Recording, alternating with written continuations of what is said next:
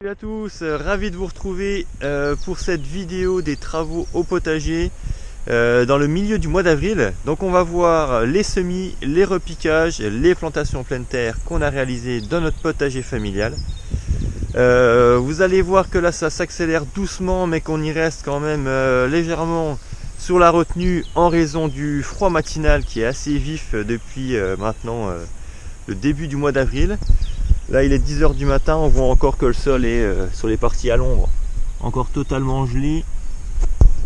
Donc voilà, la nature, les signes de la nature nous disent d'y aller quand même bien mollo. Donc c'est parti, on va faire un petit tour de toutes les réalisations de ces 10 derniers jours au potager. C'est parti. Alors cette semaine, on a commencé avec les repiquages des laitues. Donc on avait nos deux variétés reines, nos deux variétés stars du printemps, à savoir la laitue Batavia dorée de printemps et notre variété grosse blonde paresseuse. C'est deux variétés que j'ai l'habitude de faire ici et qui se portent vraiment à merveille au printemps, qui supportent bien les petites gelées matinales. Puisque là dans la serre, elle passe la nuit dans la serre et ça pose pas de problème, et je pense qu'on descend en dessous des zéros la nuit dans la serre. Donc on prélève nos petites plantules dans la jardinière, délicatement bien sûr. On va la mettre dans un godet qu'on aura au préalable bien rempli de terreau. On va tasser légèrement, enfin on va quand même bien appuyer sur l'extérieur du terreau pour qu'il soit bien tassé à l'intérieur du godet. On tapote sur l'extérieur pour décompacter, on réalise ça 2-3 fois. On décompacte toujours avant la petite touche finale. Et puis voilà, la laitue est prête et on va faire comme ça autant de fois qu'on veut de laitue. Donc c'est vraiment super simple. La petite chose délicate, c'est vraiment de prélever les petites laitues sans arracher trop le système racinaire. Mais honnêtement, il n'y a rien de sorcier là-dedans. Bon, la semaine dernière, vous aviez le fiston en train de planter des oignons. Là, cette fois, vous aurez la grande sœur en train de repiquer les salades. Chacun son tour, il n'y aura pas de jaloux comme ça. Alors, au moment du repiquage, on n'oublie surtout pas de bien arroser les petites plantules. Parce que là, on a pas mal touché au système racinaire malgré tout. Donc, premièrement, on met pas mal d'eau. Et deuxièmement, on place les semis à l'ombre. Alors pour moi la serre, là, ça y est, du côté là, elle est déjà passée à l'ombre. C'est pour ça que j'ai attendu l'heure là pour faire mes petits repiquages. Donc on arrose bien, on place à l'ombre. Parce que là, un coup de chaud sur des plantules aussi fragiles qui viennent d'être un peu dérangées, ça leur serait fatal.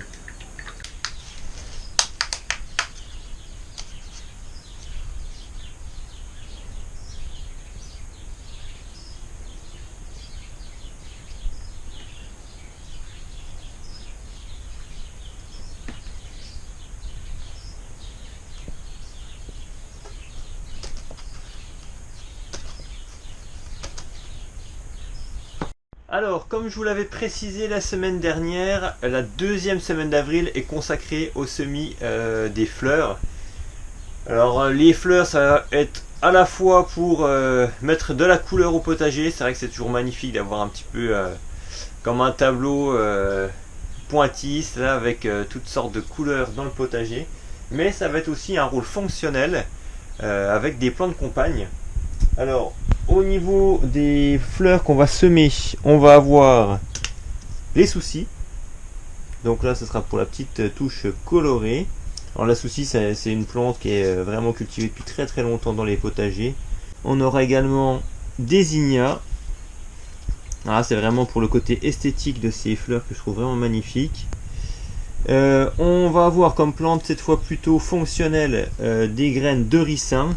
Donc moi ça va vraiment être pour essayer d'avoir une arme supplémentaire pour éloigner les campagnols, puisque c'est une plante qui va être très toxique. On va avoir aussi en plante fonctionnelle, plante compagne, nos graines. Alors on croirait de l'œillet d'Inde, c'est de la même famille, hein. C'est de la Tagette patula. Donc c'est en gros c'est un œillet d'Inde mais en version XXL, il va faire à peu près 1,50 m de haut, que je vais mettre avec mes tomates. Et puis donc là avec les tomates, donc anti-pucerons, et puis voilà, comme les œillets d'Inde, hein, on les utilise tout à fait de la même façon. Et puis ici l'Artemisia annua, donc l'armoise annuelle, qui là est une plante médicinale, une plante avec des vertus antivirales. Pour le moment, je n'en ai encore jamais consommé à titre personnel, en tisane, etc. Puisqu'avec les plantes médicinales, il vaut mieux quand même être un expert, être bien documenté avant de commencer à les consommer. Hein, on va pas faire n'importe quoi. Et donc pour le moment, je les donne séchés, mélangés à la nourriture des poules, avec les orties séchées, l'artémisia séchée, ensuite le blé, les divers céréales qui vont être broyées aussi. Donc voilà, en mode antiviral pour les poules, et elles se portent vraiment super bien. Il n'y a pas eu de problème. Mais là, je compte me renseigner quand même beaucoup plus sur la consommation humaine de l'Artemisia annua pour pouvoir la consommer en tisane au fil de la saison. Donc c'est parti, on va donc semer toutes ces graines. Donc les gros pots ici, ça va être pour les ricins. Vous voyez que c'est des grosses graines. Donc on va en mettre 2 par pot.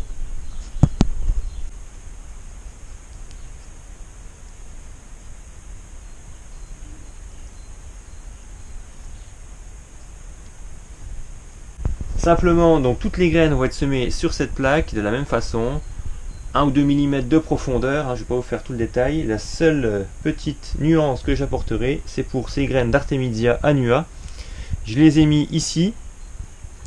C'est des graines qui sont microscopiques, là-dedans je pense qu'il y a au moins une centaine de graines si c'est pas plus. Donc je en mets à peine la moitié, comme ça en parsemant à la surface. Et vraiment recouvrir d'à peine 1 mm. On dit même que normalement il ne faut même pas les recouvrir. Moi personnellement j'ai un peu de mal à laisser les graines comme ça en surface de la terre. Donc je vais simplement gratouiller comme ça. Remettre un petit coup avec ce petit cadre en bois là. Remettre un petit coup pour que la terre soit bien en contact avec les graines. J'arroserai et puis ce sera tout. Allez, on quitte la serre cette fois. On va se retrouver en extérieur et on va donc attaquer nos semis de carottes. Alors, aux raisons des conditions météorologiques plutôt défavorables, hein, on n'a fait qu'une belle planche, deux zones de carottes, mais il y en aura d'autres qui rejoindront les planches plus tard, quand le sol sera plus réchauffé. Alors vous allez voir que j'ai une technique qui est un petit peu différente de ce qu'on peut voir, je pense, pour semer les carottes, et ainsi avoir un rendement un petit peu plus, même beaucoup plus dense que la plupart des jardiniers. D'ordinaire, on est plutôt sur un sillon de 10 cm de large, voire un peu moins, et on fait des lignes de carottes espacées de 20. Moi pour ma part, là j'ai décidé de réaliser toute la planche en carottes. Alors ces semis de carottes pourraient être éventuellement mélangés avec des semis de radis, mais en tout cas ici pour le moment on a mis que des carottes sur cette planche. Donc sur environ 70 cm de large et sur 6 mètres de long, j'ai semé à la volée des carottes de partout. Alors bien sûr sur le semis il faut être assez léger, hein, on va semer assez clair pour ne pas gâcher trop de graines. Que vous imaginez bien, vu la taille des graines et vu la surface, si on sème trop dense, il y a quand même 80% des plantules qui vont être arrachées pour éclaircissage. Donc on essaye de semer pas entre ni dense ni trop éclairci. Si c'est trop éclairci, les plantules vont avoir du mal à pousser, puisqu'elles aiment bien quand même pousser serrées au départ, mais sans trop gâcher de graines, donc c'est un juste milieu à avoir, hein. Alors ensuite, pour pouvoir incorporer les graines avec un petit peu de terre par-dessus, d'ordinaire on rebouche le rang. Alors là, pas question de reboucher un rang vu que c'est sur 70 cm de large. On va tout simplement remettre la terre par-dessus le rang. Alors j'ai tenté au départ avec le tamis, je me suis dit que ça serait assez pratique. Et puis finalement c'est pas hyper concluant puisque c'est pas très rapide. Donc finalement j'ai fait la fin du rang avec les mains tout simplement, en émiettant délicatement la terre, qui est pas plus de 2-3 mm de terre au-dessus des graines. Bon, ça va relativement vite, hein, et si tout pousse correctement en termes de densité, on devrait vraiment avoir plusieurs centaines de carottes sur cette zone de 5 mètres carrés. Et en arrière-plan, ce qu'on voit, donc, c'est les petits pois nains qu'on avait semés la semaine précédente. Donc là, une association petits pois carottes. Association aussi bien au potager que dans l'assiette finalement. Et également, donc, on a refait une autre zone de carottes. Donc là, c'est la future serre. Hein, là où à l'heure actuelle, on a nos semis, notre petite serre de 7-8 mètres carrés. Là.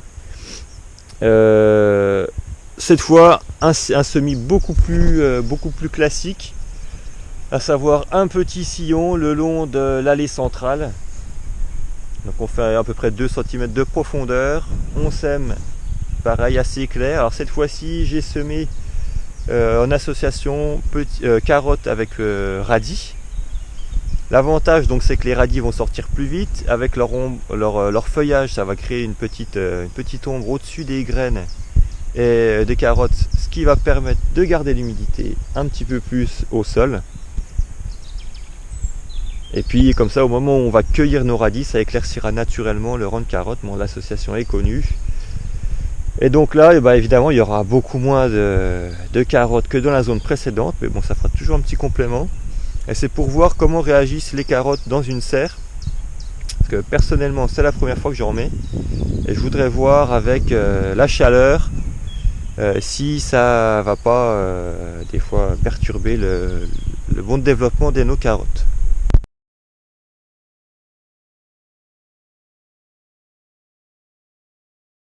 Vous voyez qu'au niveau des semis, on n'a pas non plus pris trop de risques. Hein. Normalement, j'aurais dû semer les petits pois nains, les petits pois grimpants, les fèves. Mais finalement, au vu de la météo, ça attendra encore un petit peu. Hein. On a des dates comme ça en tête, en général, pour les semis, mais il faut quand même vraiment prendre en compte les conditions météo.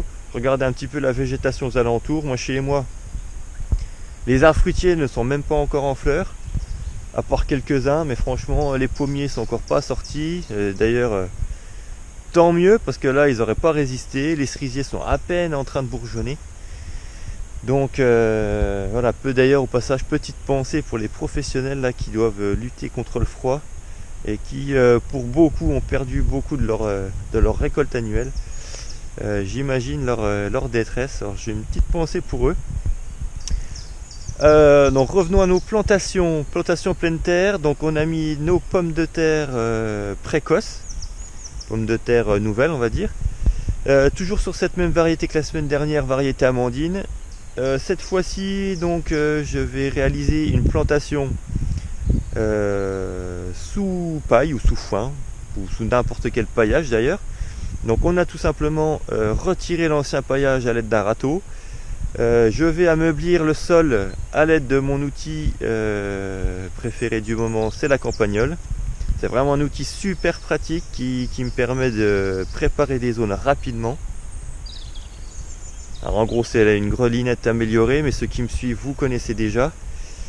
Donc on va ameublir le sol avec cet outil. Alors c'est pas forcément nécessaire suivant les endroits où vous habitez de passer cet outil si vous faites des pommes de terre sous paillage, mais moi je le fais, hein, vous le savez, parce que les galeries des rongeurs sont vraiment partout sur cet endroit là. Donc je vais tout simplement ameublir le sol pour casser les galeries et empêcher donc les campagnols de me grignoter tout de suite les pommes de terre. On va essayer quand même de leur poser 2-3 difficultés. Donc on dispose les pommes de terre directement sur la terre. Alors je les enfonce quand même de 2-3 cm, juste pour dire qu'elles sont recouvertes de terre. Donc je les dispose tous les 50 cm, 50 cm en tous sens. Et lorsque c'est fini, il ne reste plus qu'à reposer le paillage qui était dessus auparavant. Donc là vous voyez que même avec le paillage, le sol était resté meuble. On voit que la grelinette s'est enfoncée très facilement dans le sol. C'est pas un sol qui est très compact. Et donc voilà, ça permettra de rajouter des couches successives de paillage au fur et à mesure de la pousse. Mais comme c'est des pommes de terre primeurs, on va dire, on va pas faire ça pendant très longtemps. Elles seront récoltées aux alentours de la mi-juillet. Alors pour finir, on va terminer devant cette zone là, cette zone qui est vraiment super productive. Vous voyez que j'ai pas mal désherbé en surface, j'ai dépaillé également sur cette zone là. Enfin, il y avait surtout beaucoup d'adventices, hein. C'est le tas que vous avez au fond, là, je sais pas si on le voit à l'image. J'en ai profité pour recreuser un petit peu le rang là pour remonter la butte parce que là-dessous je vous rappelle qu'il y a du bois enterré. Et pareil, hein, j'y ai passé la campagnole pour casser toutes les galeries où là il y en a aussi beaucoup, hein. Donc voilà, zone qui sera dédiée ici pour les futures pommes de terre, mais cette fois de conservation. À côté on aura des choux, mais bon, vous verrez ça dans les semaines à venir. N'hésitez pas à mettre un petit pouce si vous avez apprécié, à partager, à vous abonner si vous ne l'êtes toujours pas. Et quant à moi, je vous retrouve très vite pour la suite des événements. Allez, ciao, bye bye.